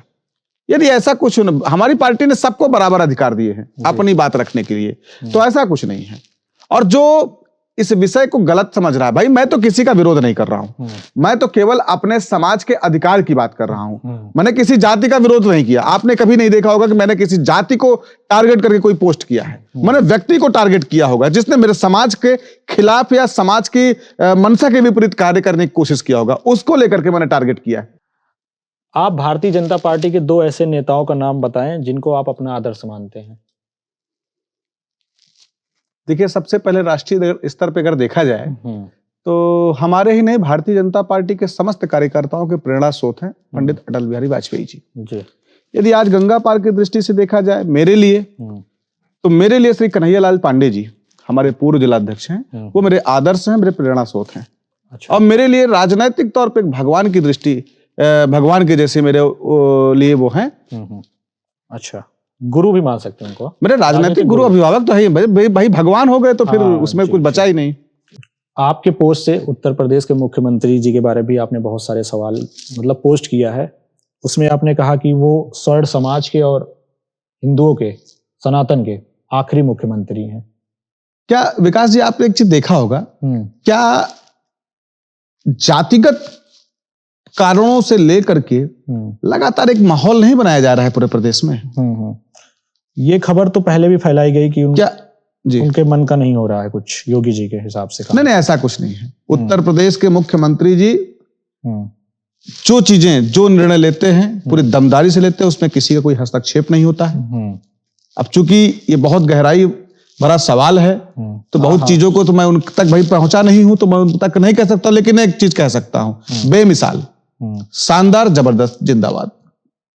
लेकिन आपने ये लिखा क्योंकि सनातन और सर्व समाज के आखिरी मुख्यमंत्री, क्या 2027 में जो लगातार एक माहौल बनाया जा रहा था प्रदेश में, पिछड़ा पिछड़ा पिछड़ा, दलित दलित दलित करके लगातार एक माहौल बनाया जा रहा था, मेरा उससे संबंधित था कि एक सवर्ण मुख्यमंत्री, या यूं कह सकते एक सनातनी मुख्यमंत्री को ये लोग बर्दाश्त नहीं कर पा रहे हैं, लगातार टारगेट कर रहे हैं। फिर वो चाहे अखिलेश यादव जी रहे हों, फिर जो जातिगत समीकरणों के आधार पर बनी पार्टियां हैं उसके नेता रहे हों, या कोई भी रहा हो, जो एक लगातार टारगेट किया गया, उस हिसाब से हमने कहा माननीय मुख्यमंत्री जी पर भी जातिगत आरोप लगाया जाता है, जबकि उनकी कोई जाति ही नहीं है, योगी है, वो तो योगी है। लेकिन लोगों को कौन समझाए, क्योंकि जो जातिगत कुंठा से ग्रसित व्यक्ति है वही माननीय मुख्यमंत्री जी पर हमारे जातिगत टिप्पणियों का मतलब कि एक वो लगाता, आरोप लगाता है कि वो जातिगत कार्य करते हैं, जबकि वो सवर्ण और सनातन, जो मैंने कहा, सवर्ण के हिसाब से अगर भाई आप जातिगत दृष्टि से उनको देख रहे हो तो वो सवर्ण से आते हैं, भाई क्षत्रिय जाति से होते हैं, उन्होंने कहा भी था इस चीज को। तो लेकिन उनका एक चीज और भी तो था, उन्होंने कहा था कि मैं योगी हूं, पूरे प्रदेश की जनता मेरी जिम्मेवारी है, पूरे प्रदेश की जातियां मेरी जिम्मेवारी हैं, तो उनके लिए जातिगत कोई ऐसा मायने नहीं रखता है। उसी के उस पर लेकर के मैंने वही बात कही थी कि आखिरी है, आखिरी इसलिए है कि इसके बाद कोई सवर्ण मुख्यमंत्री आने वाला नहीं है, यदि आज वो हट गए। ये तो मेरा सवाल था, आपने बता दिया कंफर्म कि नहीं हो आने वाला है। नहीं, ऐसा नहीं है, वो आ रहे हैं 2027 में, 2027 में पूर्ण बहुमत के साथ, प्रचंड बहुमत के साथ। पुनः माननीय मुख्यमंत्री जी शपथ लेंगे और मैं कोशिश करूंगा कि इस बार आपको भी ले चलूंगा लखनऊ उनके शपथ ग्रहण समारोह में। आपने ये कहा कि योगी जी को हटाने की साजिश अंदर से चल रही है, आपने कहा था पोस्ट में। अखिलेश यादव का नाम आपने पता नहीं शायद गलती से लोगों ने उनको बदनाम करने का, जो बदनीयती से जो उन पे आरोप लग रहे हैं, बहुत सारे लोग कहते हैं। एक नाम तो आप बताइए। नहीं, नाम का नहीं, देखिए ऐसा नहीं है। देखिए एक चीज आप समझिए विकास जी, आप समझिए, भारतीय जनता पार्टी की मैं बात नहीं कर रहा था, मैं विपक्ष की बात कर रहा था। विपक्ष के द्वारा जो लगातार, अब चूंकि नाम ही लिखूं ये भी उचित नहीं है किसी का, क्योंकि मेरा कद अभी उतना बड़ा नहीं है, सामान्य सा कद है, छोटा सा कार्य करता हूं, इस नाते इतना बड़ा। लेकिन हाँ, ये बात सत्य है, मैं फिर से कह रहा हूं, मैं बार बार कह रहा हूं कि मेरे सवर्ण भाइयों, खासतौर पर ब्राह्मण, क्षत्रिय, वैश्य और जो लाला वर्ग है हमारा, मैं सवर्ण भाइयों से अपील कर रहा हूं कि आप जातिगत चीजों को ध्यान में रख करके बात तो कर रहे हो, पर इस बात को ध्यान रखिएगा आप सब भी कि माननीय मुख्यमंत्री श्री योगी आदित्यनाथ महाराज जी, यदि आज उनके साथ जो ये चीजें आरोप लग रहा है, विपक्ष लगा रहा है लगातार, आप भी उस आरोप पे बिल्कुल मत आइए। अब पुनः हम लोगों को माननीय मुख्यमंत्री जी को मुख्यमंत्री बनाना है, क्योंकि फिर बात वहीं आ जाएगी कि वो यदि हट गए तो आप मान के चलिए कि वो अंतिम सवर्ण और सनातनी मुख्यमंत्री होंगे। कुछ ब्राह्मण समाजवादी पार्टी को ज्वाइन कर रहे हैं। देखिए, अब अस्तित्व बचाने के लिए समाजवादी पार्टी को कुछ को तो ज्वाइन करवाना ही पड़ेगा। बाकी आपने देखा है किस तरीके से गालियां, आपने कहा कि हाँ कि गाली भी देते थे, लेकिन अब वो फिर वही भाई आप देखिए पीडीए किसके लिए बना, पीडीए का फुल फॉर्म बता दीजिए, पिछड़ा दलित अल्पसंख्यक, यही था। अब आज उसको वो हर 6 महीने पे, हर 3 महीने पे लगातार उसको बदल रहे हैं, तो उनकी घबराहट ही तो है। पीडीए का जो नाम लगातार वो बदलते चले जा रहे हैं, वो घबराहट ही तो है। अभी इस वक्त क्या रखा गया नाम पीडीए का? अभी मुझे लेटेस्ट बहुत जानकारी नहीं है, लेकिन एक बात आप समझिए, वो कुछ भी कर लें, चाहे जो कर लें, लेकिन आप ये समझिए ब्राह्मण समाज कभी कभी भी ब्राह्मण समाज समाजवादी पार्टी के साथ नहीं जाएगा। जिसने हमारे सनातन का अपमान किया हो, जिसने हम हिंदुओं का अपमान किया हो, जिसने किसी भी प्रकार से हमारे सनातन और हिंदुओं का या हम ब्राह्मणों को लगातार गालियां दी हो, उसके साथ ब्राह्मण कभी नहीं जा सकता है। अब हम लोग कुछ रैपिड फायर सवाल करेंगे। आपके लिए सर्वोपरि क्या है, देश या धर्म? देश, क्योंकि देश नहीं रहेगा धर्म क्या करेंगे? इंसानियत या हिंदुत्व? इंसानियत। तो आप हिंदुत्व की बात कर रहे थे लगातार 12 साल से। देखिए, हिंदुत्व में भी इंसानियत ही सिखाता है। हिंदुत्व जो है वो किसी भी प्रकार से आपको अहिंसक नहीं बताता है, किसी भी प्रकार से आपको विरोधी नहीं बनाता है, किसी भी प्रकार से आपको सामने वाले व्यक्ति, धर्म या जाति के प्रति कट्टर नहीं बनाता है। वो इंसानियत की बात करता है। संविधान या सनातन? संविधान, क्योंकि आज संविधान के ही बल पर देश चल रहा है। जी। बीजेपी या ब्राह्मण? बीजेपी और ब्राह्मण दोनों मेरे लिए एक नहीं, मेरे लिए दोनों रहेगा। और देखिए, क्योंकि भारतीय जनता पार्टी और ब्राह्मण, मैंने बताया ना आपको कि एक सेतु है, दोनों एक दूसरे को बांध रहे हैं। अब हम पूछेंगे पसंदीदा कौन है आपका, पीएम या सीएम? पीएम। क्यों? देखिए, प्रधानमंत्री जी की जो एक छवि है वो विश्वव्यापी है। तो भविष्य के तो, और देखिए अभी वर्तमान की हम लोग बात कर रहे हैं, भविष्य में तो सीएम ही होंगे।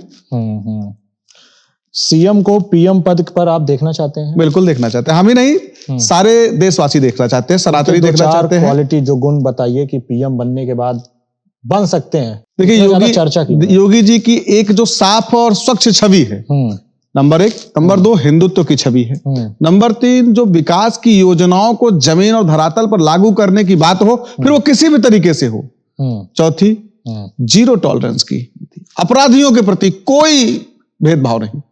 उनको भेजना है ऊपर तो भेजना है, उनको देश से प्रदेश से बाहर भेजना है तो भेजना है, उसमें कोई संकोच नहीं। विपक्ष के 2 ऐसे नेता जिनसे आप प्रभावित हैं? देखिए, फिलहाल अभी तो मेरी निगाह में ऐसा कोई नेता है नहीं, ऐसा है नहीं, लेकिन मैं कभी कभी सोचता हूं, तेलंगाना के मुख्यमंत्री हैं रेड्डी साहब हैं, उनसे मैं प्रभावित होता हूं। युवा हैं, हमारे संघ के कार्यकर्ता हैं, इसलिए मैं उनसे प्रभावित होता हूं। और वो चूंकि समय समय पर अपने प्रदेशवासियों के हित के लिए माननीय प्रधानमंत्री जी से अपनी जो मांग रखते हैं, वो मुझे उनको सबसे अलग बनाती है। खेलों में जाति और धर्म को दूर रहना चाहिए कि नहीं? बिल्कुल, बिल्कुल दूर रहना चाहिए। खेलों में जाति धर्म, मेरे ख्याल से जाति धर्म कहीं नहीं आना चाहिए, लेकिन जब आता है तो वही कठिनाई होती है। जैसे अभी मेरे मुद्दे में आप देख लीजिए, भाई जब जाति को जबरदस्ती घुसेड़ा गया, तब भाई जातिगत समीकरण के आधार पर काटा गया, लोगों को किनारे किया गया, तब बाकी जाति और धर्म तो कहीं नहीं आना चाहिए, मेरा मानना है। तो फिर बांग्लादेशी प्लेयर को शाहरुख खान से क्यों? देखिए, चूंकि उसका कारण ये है कि अभी वर्तमान में जो बांग्लादेश में हिंदुओं के साथ में हमारे जो हुआ, उस पर जो एक नैरेटिव सेट किया गया बांग्लादेश में, ठीक, हमारे हिंदुओं के प्रति, उसके हिसाब से ये सब जायज है। क्या शाहरुख खान का विरोध सिर्फ इसलिए हो रहा है कि वो मुस्लिम है? नहीं, ऐसा कुछ नहीं है। उन्होंने ऐसा उस देश के खिलाड़ी को प्रोजेक्ट किया, जो देश के निवासी, जहां के लोग हमारे हिंदू भाइयों को मार रहे हैं। जब सत्ता में आपकी ही सरकार हो, प्रदेश में भी केंद्र में भी, लेकिन कार्यकर्ता खुद को असहाय महसूस करें, तो आप क्या कहना चाहते हैं? समाधान क्या है फिर उसका? देखिए, समाधान यही है कि माननीय मुख्यमंत्री जी हो, माननीय प्रदेश अध्यक्ष जी हो, इन सबको कार्यकर्ताओं के लिए उनका विशेष तौर पर ध्यान रखना चाहिए, क्योंकि कार्यकर्ता सर्वोपरि है। यदि कार्यकर्ता ही आपका घर बैठ गया तो हालात 2024 जैसे होते हैं, इससे ज्यादा मैं कुछ नहीं कह सकता। क्या आपको लगता है कि सच बोलने की कीमत चुकानी पड़ सकती है आपको? यदि ऐसा है तो तब भी मुझे कोई परवाह नहीं है। अगर मुख्यमंत्री या जो शीर्ष पे नेतृत्व पे जो नेता हैं, मंत्री लोग हैं, वो आपकी बात को सुने, तो आपकी एक मांग क्या होगी उनसे? किस विषय पे? जो आप ये लगातार आप, मेरा यही होगा कि संगठन के हित के लिए संगठन सर्वोपरि रखते हुए इस विषय को, क्योंकि ये विषय केवल मेरा ही व्यक्तिगत नहीं है विकास जी, ये हर उस ब्राह्मण समाज के और क्षत्रिय समाज के लोगों की पीड़ा है वर्तमान में, जो वर्तमान में गंगा पार जनपद में कार्य कर रहे हैं और इनकी प्रणालियों को देख रहे हैं। क्योंकि ये केवल ऐसा ही नहीं है, हर व्यक्तिगत चीजों पर, टिप्पणी, हर कार्यक्रम में, हर बैठक में एक जो टिप्पणी होती है वो लगातार अनर्गल इस विषय को लेकर के मैं पीड़ित हूं, मैं वंचित हूं, मैं शोषित हूं, मैं दलित हूं, इस विषय को लेकर के एक मुद्दा बना दिया गया है। तो ये समस्या केवल मेरी ही नहीं है और मेरे लिए कोई समस्या नहीं है, इसलिए मैं समाधान की मांग नहीं कर रहा हूं, इस पर मैं स्पष्टीकरण की मांग कर रहा हूं। जिलाध्यक्ष महोदय अपना स्पष्टीकरण रख दे, मैं अगले दिन से इस विषय पर कोई चर्चा ही नहीं करूंगा। क्या आज पार्टी में काम से ज्यादा जाति को देखी जा रही है? निसंदेह, बिल्कुल। हम आपसे ये जानना चाहते हैं एज आप मतलब बस कार्यकर्ता के नाते कि सच बोलने वाला कार्यकर्ता सिस्टम को क्यों चुपता है? देखिए, चूंकि जो वर्तमान में उस सिस्टम को चला रहे हैं, जो सिस्टम को चला रहे हैं, उनके मंसूबे पे वो कार्यकर्ता पानी फेरता है, उनके इरादों को वो जस्टिफाई नहीं करता है, इस नाते वो चुपता है। ये जो आपकी लड़ाई है पद के लिए है या सम्मान के लिए है? विकास जी देखिए, ऐसा है, 2021 की एक घटना बताऊंगा आपको। मुझे फिर से महामंत्री बनाने का ऑफर आया था। अच्छा। मैं ऑन कैमरा बोल रहा हूं, मुझे कोई परवाह नहीं है और इस विषय को जानते हैं। मुझे फिर से महामंत्री बनाने का ऑफर आया था, रिपीट करने के लिए कहा गया था, पर कुछ शर्तें थी, कुछ कारणों को लेकर के। चूंकि मैं ऐसे ही बेअंदाज रहा हूं, मैंने कभी अपने स्वाभिमान से अपने समझौता नहीं किया है। अच्छा। मैंने संगठन हित से कभी समझौता नहीं किया, मैंने व्यक्ति के लिए कार्य नहीं किया जी। और जब वो सारी शर्तें मेरे सामने आई तो मैंने एक जवाब में यही कहा कि मुझे नहीं रहना है, मुझे दोबारा महामंत्री पद नहीं चाहिए। आज जिसको मिला है वो भी इस बात को जानता है, जिसने मुझे ऑफर किया था वो भी इस बात को जानता है और जो पूर्व जिलाध्यक्ष हैं वो भी इस बात को जानते हैं। तो इसलिए मेरे लिए सम्मान सर्वोपरि है, पद की मुझे कोई मोह नहीं, कोई लालच नहीं। क्या लगता है आपको इस दौरान मुझे पद का ऑफर नहीं आया होगा? इस दौरान मुझे पैसे का लालच नहीं दिया गया होगा? मुझे चुप रहने के लिए क्या क्या नहीं कहा गया होगा? लेकिन आपको लगता है कि मैं पद या मोह किसी लालच में कर रहा हूं? ऐसा नहीं है। समाज के स्वाभिमान के लिए कर रहा हूं, सम्मान के लिए कर रहा हूं और अधिकार के लिए लड़ रहा हूं। ऐसी कौन सी शर्त थी? कुछ चीजें गोपनीय होती हैं विकास जी, मैं अलग से बता दूंगा आपको, क्योंकि किसी के सम्मान से खिलवाड़ मैं नहीं कर सकता। सही बात है। नहीं, कौन है आज के समय में जो अपने पद के लिए, मतलब बहुत लोग हैं जो जी फायदे के लिए अपना बहुत कुछ कर जा रहे हैं, यहाँ तो ये अपना पद छोड़ के बैठे हुए हैं। आप कहते हैं कि विरोध करने पर आपकी बात लखनऊ तक पहुंचाई जाती है। भाई, जिनको बुरा लग रहा है, मेरा यह अभियान और मेरी बात उठाना, मेरा ऊंचे स्वर में बात करना, जिनको बुरा लग रहा है वो मेरी आवाज बंद करने के लिए अपने जगह पर लगातार शिकायत कर रहे हैं। पर विकास जी, मुझे कोई फर्क नहीं पड़ता है। तो क्या इससे कार्यकर्ता डरते हैं क्या? नहीं, कोई डरना नहीं है, कोई डरना नहीं, इसमें कोई कार्यकर्ता डरता नहीं है और जो डरता है वो कभी आवाज उठा भी नहीं सकता। हाँ, मतलब जो डर की वजह से आवाज नहीं उठा पा रहा। ना, कभी नहीं, कोई कार्यकर्ता इस पर डरता नहीं और जो डरता है वो कभी आवाज नहीं उठा सकता है। भारतीय जनता पार्टी कहती है सबका साथ सबका विकास, लेकिन जिस हिसाब से अभी माहौल है और आपकी बातों से ये लग रहा है कि सिर्फ ब्राह्मण वोट बैंक के लिए है, ये सही बात है? नहीं, ऐसा नहीं है। मैंने पहले भी कहा था और अभी भी मैं कह रहा हूं कि भारतीय जनता पार्टी सबका साथ सबका विकास के मुद्दे पर ही कार्य करती है, के विषय को ही लेकर के आगे बढ़ती है। पर मैंने बताया ना कि जो जातिवादी टाइप के नेता हैं, जिनको अपने जाति का मतलब और जो जाति के कारण से नेता बन रहे हैं, ऐसे लोगों को ब्राह्मण चुभ रहे हैं। ब्राह्मणों का बोलना चुभ रहा है, ब्राह्मणों का बात करना चुभ रहा है, आवाज उठाना चुभ रहा है। मैंने उनकी बात की थी। इस समय सबसे ज्यादा चर्चे में है प्रयागराज में उदयभान करवरिया जी, आप क्या कहना चाहेंगे उनके बारे में? ब्रांड है, समाज के चिंतक हैं और आज से नहीं है। उनकी पूरी राजनीति ही अगर आप उठा करके ध्यान दीजिए तो ब्राह्मणों के आज पूर्वांचल ही नहीं, मुझे लगता है उत्तर प्रदेश में ब्राह्मण समाज के सबसे बड़े नेता और ब्राह्मण समाज के साथ साथ सर्व समाज के एक अच्छे नेता श्री उदयभान करवरिया जी हैं। आपने उन्हें बताया है कि 2027 के स्टार प्रचारक होंगे। हाँ, बिल्कुल होंगे, क्योंकि समाज कहीं ना कहीं से, अगर आप देखिए कोई मंत्री आ जाए, प्रयागराज सर्किट हाउस यहीं पे है, कोई मंत्री आ जाए या किसी मंत्री के आवास पे चले जाइए, जितनी भीड़ नहीं होगी जनता दरबार में, उससे कहीं ज्यादा मुझे लगता है कि 500-700 हजार के आसपास संख्या प्रत्येक दिन श्री उदयभान करवरिया जी के आवास पर आ रही है और संतुष्ट होकर के जा रही है। सबसे बड़ा विषय कि संतुष्ट होकर जाती है। वर्तमान में वो किस दायित्व पे है? किसी दायित्व पे नहीं है। पूर्व विधायक है, पत्नी विधायक रही उनकी, लेकिन उसके बावजूद भी यदि वर्तमान को छोड़ दीजिए, पूर्व में यदि कार्यकर्ता या जनता किसी से संतुष्ट हो रहे हैं तो श्री उदय भान करवरिया जी, जिनके कारण से सारे लगभग कार्यकर्ता उनको लगता है कि मेरा जो नेता है वो हमारे बीच में आ गया है। अच्छा, सिर्फ ब्राह्मण समाज के लोग उन्हें सपोर्ट कर रहे हैं या मानते हैं? नहीं, ऐसा नहीं है। ब्राह्मण समाज के वो हैं, इसलिए ब्राह्मण समाज उन्हें अपना मानता है।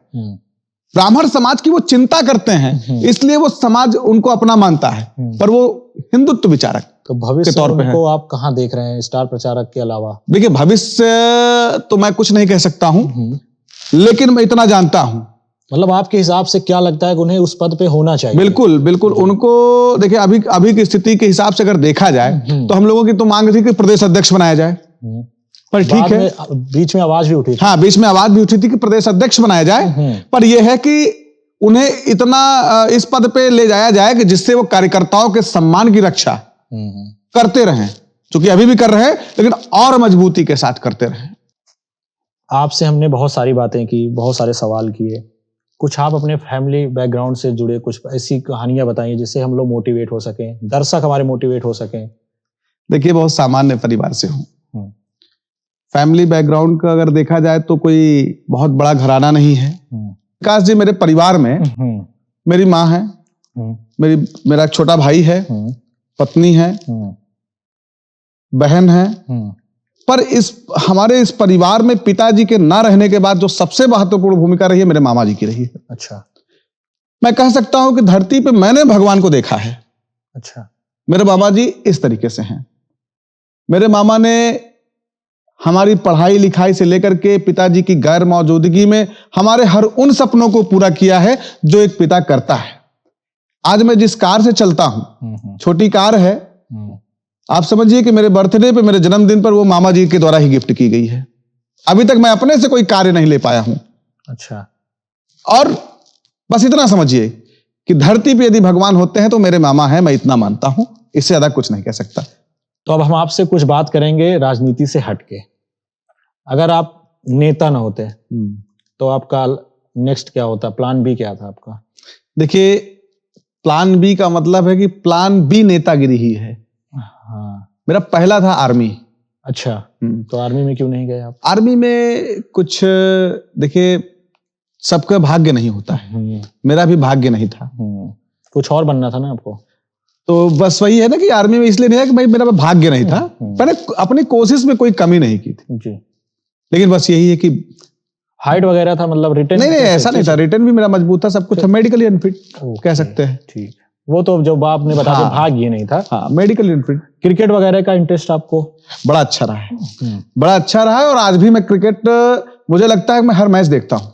अच्छा, चाहे कार में रहूं तो कार में देखना है, चाहे घर में रहो तो घर में तो देखना ही देखना है। तो बैटिंग या ऑलराउंडर, मतलब सब कुछ? मुझे सब कुछ पसंद है, पूरा। Bowling, fielding. हाँ, मुझे लगता है कि अगर मुझे टेस्ट भी देखना होगा तो गेम देखने की इच्छा रहती है। मतलब क्रिकेट का बहुत शौकीन है। हाँ। तो फेवरेट प्लेयर का नाम भी बता दीजिए आप। फेवरेट प्लेयर तो वर्तमान परिदृश्य में अगर देखा जाए तो रोहित शर्मा है। गजब, मतलब हमारे जो गेस्ट आ रहे हैं सब रोहित शर्मा के फैन हैं। बाकी अगर दूसरे नंबर पे विराट कोहली। अच्छा, ऑल टाइम आप बता रहे थे? ऑल टाइम अगर देखा जाए तो मेरे लिए सबसे फेवरेट जो है वो सचिन तेंदुलकर, जो सबके हैं। हाँ, गॉड ऑफ क्रिकेट है। हाँ। जो आज के युवा हैं उनको पॉलिटिक्स में क्यों आना चाहिए? देखिए, पॉलिटिक्स कोई गंदी चीज नहीं है, पॉलिटिक्स बहुत अच्छी चीज है, और जब अच्छे लोग आएंगे तभी आज की पॉलिटिक्स साफ होगी। और जो अच्छे लोग हैं वो घर बैठ जाते हैं। हाँ। जो बुरे लोग हैं वो आ गए हैं। हाँ। तो और हम घर बैठ करके जब ये कहते हैं कि राजनीति बड़ी गंदी चीज है, क्या इसका मतलब तो यही हुआ ना कि हम तो कुछ कर नहीं सकते, पर जो वहां आया है उसका भी मनोबल तोड़ रहे हैं। तो जो हमारे लिए वहां लड़ रहा है उसका भी मनोबल तोड़ रहे हैं। इसलिए यदि मेरा मानना है कि युवा राजनीति में आता है, स्वच्छ और ईमानदारी पूर्वक राजनीति में आता है, तो उसका स्वागत करना चाहिए। लेकिन फिर बात वही आ जाती है, युवा आएंगे तो उनका भविष्य क्या है? कोई जाति के चक्कर में उनको इस्तेमाल किया जाता है, धर्म के नाम पे, तो कैसे बचे उस चीज से? जागरूकता बड़ी चीज होती है विकास जी, जागरूकता प्रत्येक विषय में लेकर देखा जाए तो बड़ी चीज होती है। और यदि आप स्वच्छ राजनीति करने आए हैं, ईमानदार राजनीति करने आए हैं, तो आपको कोई रोक नहीं सकता है। अच्छा, मेरा मानना है कोई रोक नहीं सकता है। क्या संदेश देना चाहते हैं नौजवान साथियों से? मैं इतना ही कहूंगा कि आप राजनीति में आइए, पर बदलाव की नीयत से आइए। बदलाव समाज में ही आए ये बड़ी बात नहीं है, बदलाव स्वयं के भी अंदर आए ये बड़ी बात होती है। मेरा मानना है कि जब तक हम अपने अंदर बदलाव नहीं करेंगे तब तक हम समाज का बदलाव नहीं कर सकते। ठीक उसी तरीके से जब तक हम अपने समाज के नेता नहीं बनेंगे, जब तक हम अपने समाज के नेता नहीं बनेंगे तब तक हम अपने सर्व समाज के नेता नहीं बन सकते हैं। मेरा यही कहना है और मैं चाहता भी हूं कि नौजवान साथी पूरी ईमानदारी पूर्वक के साथ राजनीति में आए और आज के इस राजनीति में जो दुर्वाग्राही लोग हैं उनसे डटकर मुकाबला करते हुए उनको बाहर करें और अपना एक मुकाम तैयार करें। ओके, अब कुछ लोगों का हम नाम लेंगे जी, उनके बारे में आपको 2 शब्द कहने हैं। जी, राहुल गांधी अच्छे नेता हैं, कांग्रेस के भविष्य है। भविष्य है? हाँ भाई, क्योंकि भविष्य इसलिए है कि कोई और है ही नहीं। ओके, क्योंकि किसी को बढ़ने नहीं देना है तो इसलिए बड़े नेता हैं, भविष्य है उनके। अखिलेश यादव? अखिलेश यादव जी दूरदर्शी सोच के नेता हैं पर जातिगत छवि से बाहर निकले, मेरा ये कहना है। मायावती जी? मायावती जी आयरन लेडी कह सकते हैं। महिलाओं में इतनी प्रमुखता के साथ आज भी आप देखिए, विचारधारा अलग हो सकती है पर सनातन के संबंध में मैं देखता हूं उनका कोई वक्तव्य ऐसा नहीं होता है। वो सवर्णों के हित में भी बात करती हैं, वो हर तरीके की बात करती हैं, इसलिए आयरन लेडी। प्रियंका गांधी? प्रियंका गांधी एक जुनूनी और एक साहसी महिला, अच्छा, पर गलत युग में पैदा हो गई। आपके प्रयागराज का अगर सबसे बड़ा नेता की बात किया जाए तो कौन है आपके नजर वर्तमान में? हाँ, वर्तमान में श्री उदयभान करवैया। अच्छा, मान लीजिए वो तो अभी किसी पद पे नहीं है, पद में जो है सांसद या विधायक हैं जो अच्छा काम कर रहे हैं आपके हिसाब से? देखिए, फिर उसमें कोई बड़ा नेता छोटा नेता हो ही नहीं सकता। सांसद कद अपना अलग है, विधायक का अपना एक अलग कद है। लेकिन मैं अगर वर्तमान में प्रयागराज की राजनीति से देखता हूं तो वर्तमान में सबसे बड़े नेता कोई है तो मेरी नजर में श्री उदयभान करवैया जी। अच्छा, नए कार्यकर्ता ठेकेदारी के लिए आते हैं, देखिए मतलब पद के लिए आते हैं। ये बात बिल्कुल सत्य है, क्योंकि उस पद के आज बहुत सारी चीजों पे भारतीय जनता पार्टी में आरोप भी लगते हैं कि ऐसा है वैसा। अगर आप ध्यान देखिएगा तो वो कभी मूल कार्यकर्ता नहीं रहते। जिन पर आरोप लगता है किसी भी प्रकार का, वो कभी मूल कार्यकर्ता नहीं होता है, क्योंकि मूल कार्यकर्ता हमारा किसी लाभ के लिए कार्य नहीं करता है, वो राष्ट्र के लिए काम करता है, देश के लिए काम करता है, सनातन के लिए काम करता है। पर जो लोग के ऊपर आरोप लगता है ठेकेदारी के लिए, पट्टे के लिए, वो किसी न किसी दल से आए हुए लोग हैं और वो केवल इसी के लिए आए हैं। चुनाव जब आते हैं और जाते हैं तो आप देखते होंगे कि वो अपने लोगों के पास पहुंच जाते हैं, फिर जैसे ही चुनाव समाप्त हुआ फिर वो अपने भाजपा में वापस आ जाते हैं, क्योंकि उनके भी कुछ जो बाहरी लोग रहे हैं, जो आए हैं इस तरीके से, लोग इस मानसिकता के साथ आए हैं, ये उनके एकदम फिट लोग हैं। संगठन में पक्षपात है? देखिए, संगठन में वर्तमान दृष्टि से देखा जाए तो हमारे यहाँ गंगा पार में तो पक्षपात है। हमारे यहाँ गंगा पार में पक्षपात तो है। भाजपा छोड़ने का कभी विचार आया आपको? आज तक नहीं आया और ईश्वर करे कभी ना आए। न कभी इस विषय में मैं कभी सोचा हूं, न कभी सोचना चाहता हूं। आपने आरोप लगाया जिला अध्यक्ष पे जी, बता भी दिया कि क्या थे जी। उसके बाद आप लिखते हैं कि पुराने कार्यकर्ता घर पे बैठ गए हैं। कितना सच है ये? बिल्कुल सच है, बिल्कुल सच है और ये यही सच्चाई है। और मेरा विषय तो यही था, जब मैंने शुरुआत किया था तो मेरा विषय पूरा यही था कि पुराने कार्यकर्ता कहां चले गए। जो 2014 के जीत में रहे, जो 2017 की जीत में रहे, वो कार्यकर्ता आज कहां है। जब केंद्र में सरकार बनानी थी 2014 के चुनाव में, जिन कार्यकर्ताओं ने दिन रात एक कर दिया, आज वो कार्यकर्ता कहां है। 2017 में जब प्रदेश में सरकार बनानी थी तो जिन कार्यकर्ताओं ने सरकार बनाई, आज वो कार्यकर्ता कहां है। मेरा आज भी यही सवाल है। मेरा मूल विषय तो यही था और वो तो जिलाध्यक्षा महोदय ने अपने जिद में, अपने अहंकार में आकर के हमारे समाज के लोगों का अपमान किया, तब मेरा वो विषय वहां से हटा और मैं इस विषय पर आया। मेरा नहीं तो आज भी मेरा विषय कभी जिलाध्यक्ष हो ही नहीं सकती। कांग्रेस की कमजोरी क्या है? कांग्रेस की कमजोरी एक परिवार तक सीमित रह जाना। सपा का सबसे बड़ा दोष क्या है? सपा का सबसे बड़ा दोष जो है वो सनातन धर्म के प्रति जो उनका दुराग्राही सोच है, हमारे आराध्य प्रभु श्री राम जी के प्रति जो उनकी सोच है, वो बताते तो हम इंसानियत की बात करते हैं। यदि इंसानियत की बात थी तो कारसेवकों पर गोली चलाना कौन सी इंसानियत थी। मुजफ्फरनगर के दंगों में एक तरफा कार्यवाही, एक ही पक्ष पर कार्यवाही, कौन सी इंसानियत थी। लेकिन विपक्ष क्या, उनके समर्थक बोलते हैं कि गोली चलाने वाला, बोलने वाला ब्राह्मण ही था। इतना तो पढ़े लिखे विकास जी आप भी हैं कि जब तक सीएम का कोई आदेश नहीं होगा तब तक किसी कोई हैसियत नहीं अधिकारी की कि वो कुछ कर जाए। बड़े मामलों में छोटे छोटे मामलों में अलग विषय हो सकता है, लेकिन इतना बड़े मामले में ऐसा संभव नहीं है। विपक्ष ब्राह्मणों के खिलाफ है? बिल्कुल, विपक्ष ब्राह्मणों के खिलाफ यदि नहीं होता तो पीडीए का गठन क्यों होता?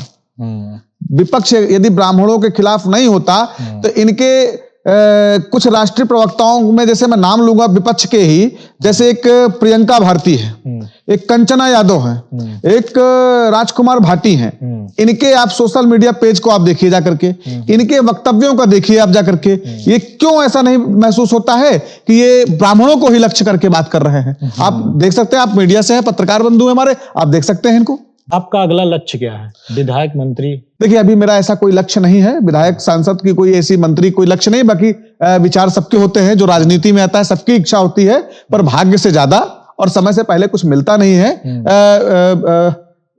इसलिए विकास जी, मैं एक बात समझता हूं अच्छे से, मेरा काम है अपने कार्य को करते जाना, शेष ऊपर वाला देख रहा है, उसको जो बनाना होगा वो बना देगा। दलित समाज के विकास में भाजपा की कितनी भूमिका है? बहुत बड़ी भूमिका रही है। एक दो आप आज आप देखिए, मुझे नहीं लगता है कि आप याद करिए कि 2014 से पहले कभी अंबेडकर साहब का बहुत ज्यादा नाम कोई लिया करता था। आप ध्यान दीजिएगा, मुझे नहीं याद है, आप भी पढ़े लिखे हैं, लेकिन आज आप देखिए, आज वो सिरमौर बने हैं, उनको सिरमौर बनाया गया है, उनकी मंदिरें बनाई जा रही हैं। तो इससे ज्यादा अगर दलित समाज को सम्मान कोई अगर दे सकता है तो सिर्फ भाजपा ही दे सकती है, दे भी रही है, और कोई नहीं दे सकता है। पिछले आप 12-13 साल से एक्टिव हैं जी राजनीति में जी।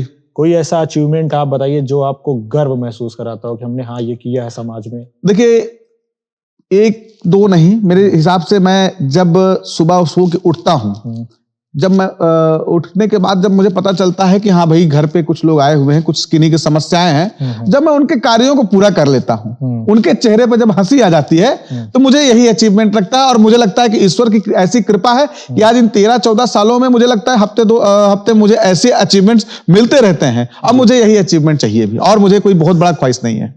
2030 तक आपके अपने खुद का कोई बड़ा सपना है जो आपने देख रखा हो? देखिए, ऐसा भी मैंने कहा ना, मैं सपने में नहीं जीता हूं, मैं हकीकत में जीना चाहता हूं। मैं फिर वही कहूंगा, और आपके कैमरे के माध्यम से युवाओं को भी बताऊंगा कि आप सपनों में मत जीवित रहिए, आप हकीकत में जीवित रहिए, हकीकत में काम करिए। क्योंकि सपने कभी पूरे हो सकते हैं, नहीं हो सकते, लेकिन हकीकत में आप जो कर रहे हैं वो आपको जमीन पर दिखता रहेगा, आपको आपकी अहमियत और आपके एहसासों को वो बताता रहेगा। आप सिंगवेरपुर धाम से हैं, वहां से जी। आज से पिछले 10 साल का और अभी के 10 साल में कुछ बदलाव हुआ? जमीन आसमान का अंतर है, और मेरा सौभाग्य है कि मैं श्रृंगवेरपुर धाम के निकट से ही आता हूं। ये मेरा सौभाग्य है, प्रभु की कृपा है कि मैं आज वहां पर बहुत सारी चीजें हैं जो डेवलपमेंट मैं यहां से बैठे बैठे कुछ शब्दों में गिना सकता हूं, लेकिन एहसास आपको तभी होगा जब वहां पे आएंगे। और मैं अभी इसी वक्त आपको वहां के लिए आमंत्रित भी कर रहा हूं कि आप अपनी टीम के साथ आएं और इस सवाल के जवाब को मुझसे ज्यादा बेहतर वहां खड़े होकर महसूस करें। ठीक है, हम तो आएंगे, आपके यहाँ जरूर आएंगे। दर्शक को बताइए कि वो क्यों आए वहां पर अभी इस वक्त? देखिए, वर्तमान में प्रभु श्री राम जी और निषाद राज जी की जो मित्रता रही है, उसका सबसे बड़ा संदेश, यदि आप इसमें देखा जाए तो एक और संदेश है, जो हमारे समाज में एक आग लगाई गई, हमारे लोगों के बीच में एक आग लगाई गई कि हमारे ईश्वर, हमारे आराध्य, हमारा समाज दलित विरोधी था, बैकवर्ड यानी पिछड़ा विरोधी था। वो आकर के देखे कि एक राजा, एक जो चक्रवर्ती सम्राट रहा हो, वो राजा और एक जो छोटे साम्राज्य से आने वाले राजा के बीच में कैसी मित्रता उस वक्त होती थी। उस वक्त जाति पात की कोई खाई नहीं थी, उस वक्त भाव का मेल था, और उसी भाव के मेल को प्रदर्शित करती हुई वहां पर गले लगते हुए प्रभु श्री राम जी और निषाद राज जी की मूर्ति है। वहां आने के बाद आपको एहसास होगा कि क्या भाव है वहां पे। जी, सनातन संस्कृति बचाने का क्या तरीके हैं? देखिए, मैंने पहले भी अभी इसके पहले आपको जवाब दिया कि वर्तमान में सनातन संस्कृति पर जो सबसे बड़ा खतरा है, मैं फिर से कह दे रहा हूं कि जो नौ बौद्धिस्ट हैं, ये हमारे संस्कार पर हमला कर रहे हैं। ये जो नए नए जैसे ये भीम आर्मी आई, तो इनको बाहरी सपोर्ट मिल रहा है कि यही? बिल्कुल, इनको बाहरी सपोर्ट तो मिल ही रहा है, उसके साथ साथ इनके घर में भी तोड़ने की एक जो साजिश है, उसके हिसाब से अब जैसे भीम आर्मी है, उसको देखिए, वो कभी मुसलमानों से लड़ने नहीं जाती है। अगर आपने ध्यान दिया हो, वो कभी मुसलमानों से नहीं लड़ती है, क्योंकि फंडिंग उसको वहीं से हो रही है। वो कभी भी, अगर आपने देखा होगा कि किसी दलित बेटी की आबरू इज्जत को लूटने का प्रयास किसी मुसलमान ने किया होगा तो ये नहीं बोलते हैं। पर यदि कोई ब्राह्मण ने अगर, या क्षत्रिय ने, या कोई सवर्ण ने कर दिया है तो आप देखिए किस तरीके से हमलावर हो जाते हैं। ऐसे बहुत सारे मेरे पास उदाहरण मैं बता सकता हूं। अयोध्या का मामला रहा हो, अयोध्या में एक बड़ा विषय उठा रहा है। ऐसे कई मामले हैं जिसमें आप देख सकते हैं, आपको आपके सवाल का जवाब मिल जाएगा। जी जी। भीम आर्मी से याद आया हमें जी, आप चंद्रशेखर आजाद को रावण जो ऐसा, उनके बारे में आप क्या कहना चाहते हैं? उनकी इमेज क्या है? देखिए, वर्तमान में समाज को तोड़ने वाला नेता। अच्छा। रोहिणी घावरी जी का नाम आप जानते होंगे। आप उनका पेज पढ़िए, उनके वक्तव्य को सुनिए, चंद्रशेखर रावण क्या है इसका एहसास आपको हो जाएगा। और मुझे लगता है दलित समाज को भी हमारे ऐसे लोगों से सावधान रहना चाहिए। आपका एक बहुत मजेदार पोस्ट था, किसी का कैमरामैन विधायक बनने जा रहा है और इधर हमारे ब्राह्मण समाज के नेताओं को जातिगत समीकरण। यह एक व्यंग्य था। कौशाम्बी जिले में अगर आप जाएंगे तो पता कर लेंगे कौन विधायक बनने जा रहा है, कौन क्या है। इससे ज्यादा मैं कुछ नहीं कह पाऊंगा। मतलब अभी भी उसको सस्पेंस रख रहे हैं। आपके दर्शक समझ जाएंगे। अच्छा।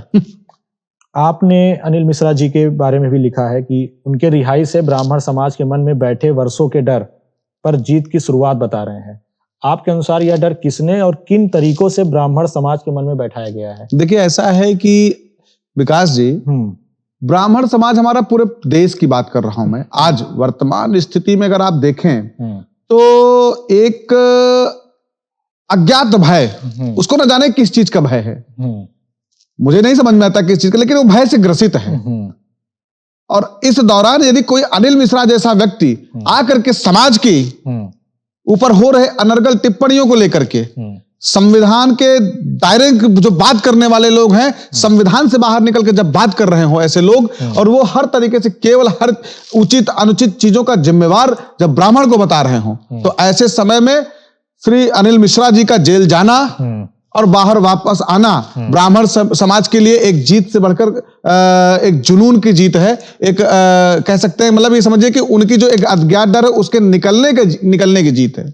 मामला क्या था अनिल मिश्रा जी का? जो मामला क्या था पूरा, तो देखिए दर्शकों को बताना चाहें। मामला उसमें देखिए बहुत क्या अंबेडकर साहब को लेकर के चीजें थी।